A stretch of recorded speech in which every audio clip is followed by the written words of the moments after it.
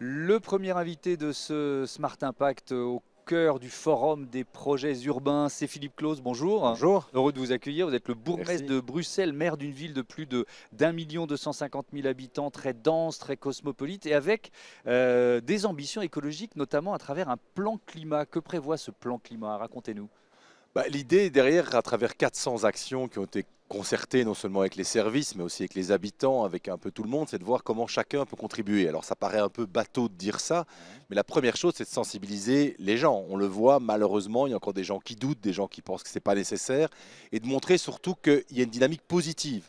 Que dans la construction urbaine, penser à l'écologie, penser au climat, ça n'est pas quelque chose de sanctionnateur, c'est Mhm. simplement de changer parfois des mentalités, de trouver des projets positifs, je le répète. Ouais. Sortir du discours un peu anxiogène, un peu culpabilisateur qu'on a longtemps tenu, c'est ça? Il fallait le montrer aussi parce que Oui. beaucoup de gens en doutaient et de Il y a dire mais besoin de en la prise fait de conscience, quoi. il y a non seulement cette prise de conscience mais d'après de montrer qu'on peut vivre mieux. Je Mhm. vais prendre un exemple simple, le transport en commun. Mhm. Quand on voit le nombre d'heures que passent les gens dans leur voiture, la responsabilité des pouvoirs publics c'est aussi de leur offrir du temps libre, de leur offrir un accès à leur travail différent.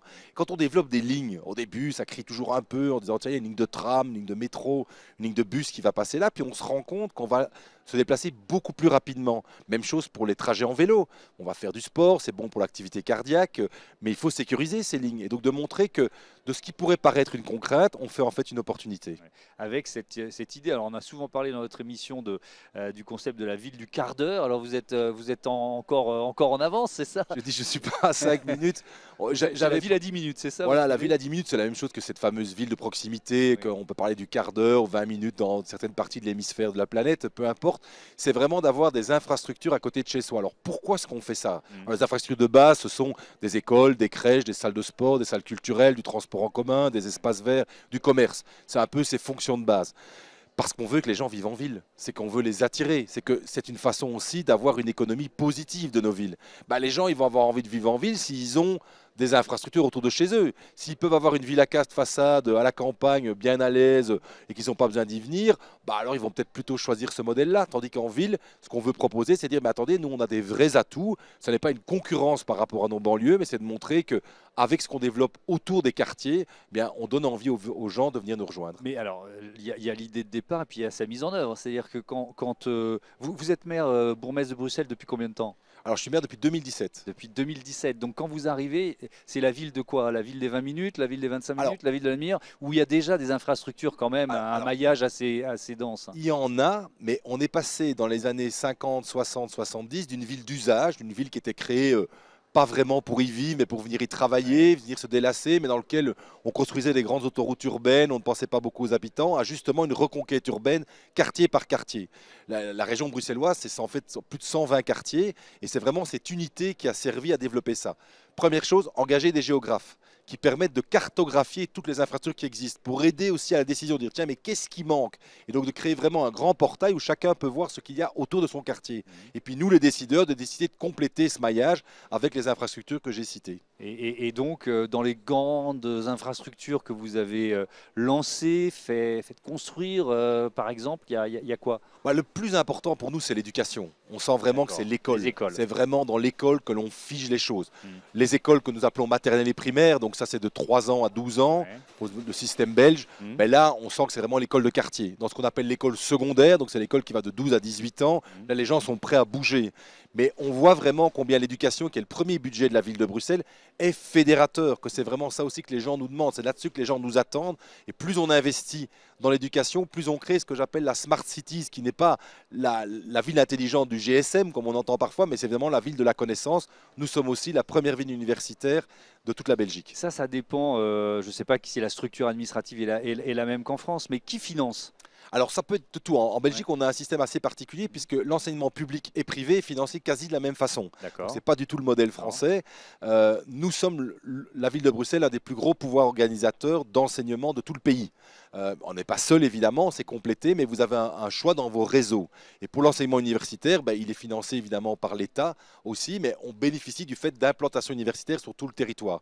Mais là-dessus, il y a un vrai dialogue qui se fait entre ceux qui ont à gérer le territoire et ceux qui implantent les infrastructures. Alors j'ai appris en préparant cette interview que Bruxelles était la deuxième ville cosmopolite au monde après Dubaï. Alors la première communauté, c'est laquelle? Les De nom. Français, Ah, quand même, C'est évidemment me, les me Français. voilà rassuré. C'est d'abord les Français. Ça représente 37% de la population totale, c'est Oui, ça? alors les personnes qui n'ont pas la nationalité belge, Oui, c'est environ c'est ça. 37%, donc 82% sont des Européens. Vous savez qu'on est capitale européenne, donc en fait ils n'ont pas besoin du passeport belge, ils ont les mêmes droits que les Belges. Mhm.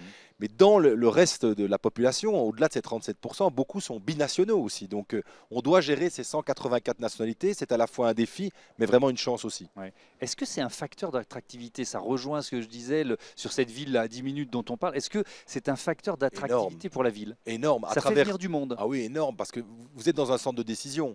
Quand Mm. vous savez que 70% des lois européennes sont décidées à Bruxelles, ben vous attirez beaucoup d'entreprises, de lobbies, de personnes qui dépendent des infrastructures internationales, parce qu'au-delà des institutions européennes, on a l'OTAN qui est aussi présent à Bruxelles, et en fait on a 1500 organisations internationales. Donc le but c'est de faire à la fois une ville dynamique au niveau international, mais en même temps une ville qui n'échappe pas à ses habitants. Vous savez qu'il y a des grandes villes internationales où les gens n'arrivent plus à se loger. Si vous prenez le cas de Genève, c'est extrêmement compliqué pour un Genevois de trouver un logement. À Bruxelles, ça le devient. Donc on doit être très vigilant par rapport à ça. Ça veut dire quoi? Ça veut dire bloquer certains prix? Alors, c'est toujours le débat Oui, entre est-ce l'offre et la qu'on est demande. coercitif ou pas? C'est Alors, compliqué, quoi. on doit d'abord produire, Ouais. produire du logement, et ça c'est en train d'être fait. Donner un accès à celui-là aussi, donner un accès parfois à la propriété, pas qu'à la location, et trouver un juste équilibre. Il faut savoir que nous, nos quartiers populaires sont dans la ville. Nos banlieues sont plutôt riches, et c'est plutôt dans la ville que se trouvent les défis urbains, les défis sociaux. Et donc c'est de trouver ce juste équilibre pour que la ville n'échappe pas à ses habitants, mais aussi convaincre ce qu'on appelle les expatriés, mais qui en fait restent toute leur vie à Bruxelles. Donc 2 tiers des fonctionnaires européens restent à Bruxelles après leur retraite, de dire mais vous êtes partie du projet urbain, parce que parfois ils ont un peu l'impression qu'ils sont là en transit. Ouais. Bah non, au bout de quelques années, en fait, arrêtez de croire que vous allez repartir, vous allez rester parmi nous. Mais ça veut dire justement, on est au forum des projets urbains, que à quel point vous associez les habitants, qu'ils soient belges, binationaux ou étrangers, à ces projets. C'est-à-dire que c'est très vertical, c'est le plus horizontal possible. Comment vous avez Alors, intégré cette dimension? c'est toujours un mix des deux. Bah oui. D'abord, au niveau de la démocratie représentative, bah, chez nous, le vote est obligatoire. En Ouais. Belgique, c'est une spécificité, il n'y a pas beaucoup de pays qui ont ça. Sauf pour les personnes qui ne sont pas belges, mais qui peuvent s'y inscrire très facilement. Malheureusement, 16 à 17% seulement des expatriés participent au vote aux élections municipales, Ouais. ce qui est un peu trop faible, donc on essaie de les susciter par rapport à ça. Pour la démocratie participative, bah, c'est évidemment chaque projet doit être négocié. Vous avez des commissions de concertation, vous avez des discussions qui se font avant, Ouais. et les gens l'ont compris. Les comités de quartier se mobilisent, travaillent. Ce qu'on doit éviter, évidemment, c'est le syndrome purement NIMBY. Donc on doit trouver l'attrait C'est entre pour ça le que je fait posais la question NIMBY, donc not in my Pas de backyard, backyard. donc pas de ça chez moi. En Pas de ça quelque chez sorte. moi, bah, ça existe même sur des projets d'école aujourd'hui. Des gens qui disent ah non, une école, ça va être des jeunes qui font du bruit et tout ça. Donc avant, on ne connaissait pas ça. Les gens demandaient une école. Bah, aujourd'hui, sur l'accès des territoires, sur la façon dont on détermine ce qu'il va y avoir sur les territoires, il faut associer les gens un maximum, mais en même temps, il faut avoir le courage de décider. Parce que sinon, on ne fait rien. Ouais. Cette ville à 10 minutes, elle passe d'abord par la mobilité, c'est ce dont vous avez parlé, ça veut dire des kilomètres de pistes cyclables par exemple qu'il a fallu construire, je ne sais pas, des lignes d'autobus qu'il a fallu densifier, qu'est-ce que vous avez mis Bah en alors, place? c'est vrai que ça peut paraître bizarre de dire une ville à 10 minutes, il faut quand même du transport. Bah oui, Ouais. parce que tout ne peut pas être au même endroit. Mais d'abord, c'est la proximité à pied. Oui. C'est vrai que ça, c'est le plus important. Et de hiérarchiser les modes. Mhm. D'abord les piétons, puis les vélos, puis le transport en commun, puis la voiture individuelle, si on n'a pas le choix. De nouveau, ne pas stigmatiser celui qui n'a pas le choix d'utiliser sa voiture, mais lui dire, désolé, vous n'allez pas être prioritaire. Et donc, c'est de trouver comment on peut hiérarchiser ça. Et c'est vrai que les pistes cyclables, ça crie un peu, mais c'est pas trop compliqué à faire. Les pistes de tram, bah, les rails de tram, c'est un peu plus compliqué, mais c'est très visible et ça va assez vite. On a créé une grande ligne de tram en à peine 6 ans, permis d'urbanisme compris à Bruxelles. Le métro, ça devient un chantier extrêmement compliqué. Nous sommes dans la grande difficulté à Bruxelles avec le chantier du métro, où on a un vrai débat aujourd'hui de savoir si on continue ou si on arrête. Pourquoi? Parce qu'on n'arrive pas à creuser, que les entreprises qui pensaient pouvoir le faire nous ont expliqué que ça allait nous coûter beaucoup plus cher.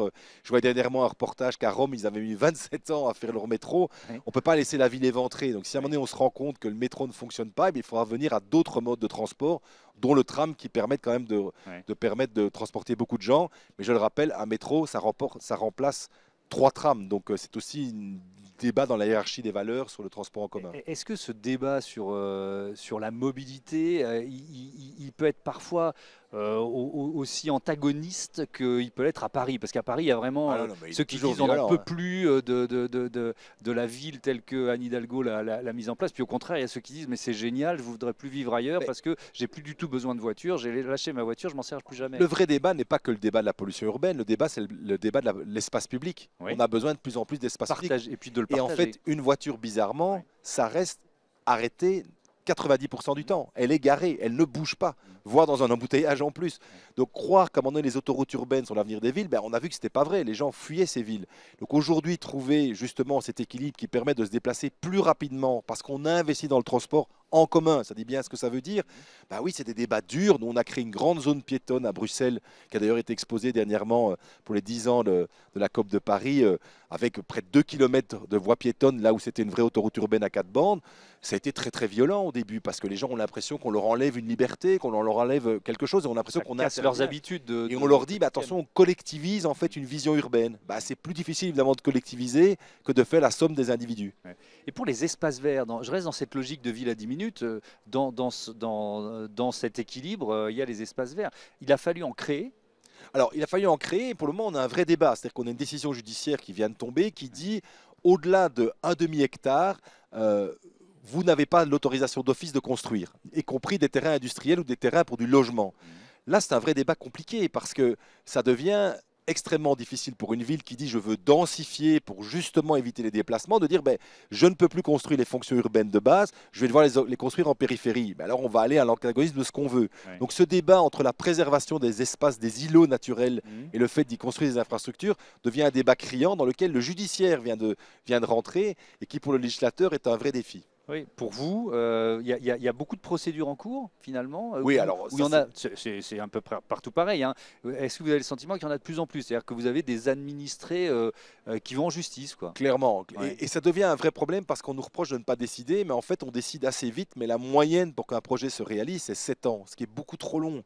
Surtout quand on sait les défis climatiques que nous avons. Donc, on doit trouver, nous, législateurs, bon, pas rien qu'au niveau municipal, évidemment, au niveau national aussi, des mesures qui font qu'on puisse aller un peu plus vite. Ouais. Et alors, votre administration elle-même, comment vous avez réduit votre impact? Je ne sais pas combien il y a de Ben, on a changé de bâtiment déjà. Ouais. On est passé à un bâtiment avec une haute performance énergétique qui est D'accord. neutre. C'était aussi important de montrer l'exemple par rapport à ça. On a travaillé sur les flottes de vélos, on a travaillé sur l'abonnement évidemment gratuit, l'abonnement en transport en commun. On a travaillé sur toute une série de choses, sur le déplacement de notre personnel. Une partie en télétravail aussi qui fonctionne pas si mal, franchement, qui est vraiment quelque chose où on avait les pires craintes de dire tiens, est-ce que ça va être aussi efficace? Ben oui, ça fonctionne le Donc, télétravail. pas de retour en arrière sur le télétravail, parce qu'on Pour le moment, on est voit à à 2 l'œuvre jours dans semaine certains sur pays 5 et certaines honnêtement, entreprises. on a une souplesse. Et alors, la clé pour ça, c'est d'avoir un bâtiment hyper connecté. Évidemment, si chaque fois que vous devez faire une connexion, ça met 10 minutes, ça va énerver tout le monde. Mais voilà, les habitudes changent. C'est vrai qu'on a utilisé la crise du Covid pour tester de nouvelles choses et elles sont plutôt dans une dynamique positive. Est-ce que vous avez le sentiment d'être pionnier, ou est-ce que finalement vous vous dites on va juste dans le bon sens, quoi? Non, je pense que les maires dans le monde, ils se parlent beaucoup. Honnêtement, il y a pas mal de forums comme ça. Et d'ailleurs, qu'ils soient de gauche ou de droite, ils ont vite un peu les mêmes problèmes. Alors, ils n'ont pas toujours les mêmes solutions, mais ça se parle beaucoup. J'étais dernièrement à un forum à Genève pour l'ONU avec les maires d'un peu partout, là, du monde entier. Et très vite, on parle des mêmes choses, des congestions urbaines, des problématiques de logement, des problèmes de sécurité, des problèmes de propreté, des problèmes d'éducation. Et donc, c'est plutôt d'aller prendre les bonnes idées un peu partout, d'où l'importance de ce genre de forum pour justement échanger. Se dire, tiens, je n'avais pas pensé à ça, comment est-ce qu'on va résoudre? Par exemple, un des grands problèmes urbains, ça va être l'énergie. Comment est-ce qu'on produit l'énergie aussi dans nos centres urbains? Puisqu'on l'a vu avec la crise en Ukraine, la production énergétique va être un des vrais défis.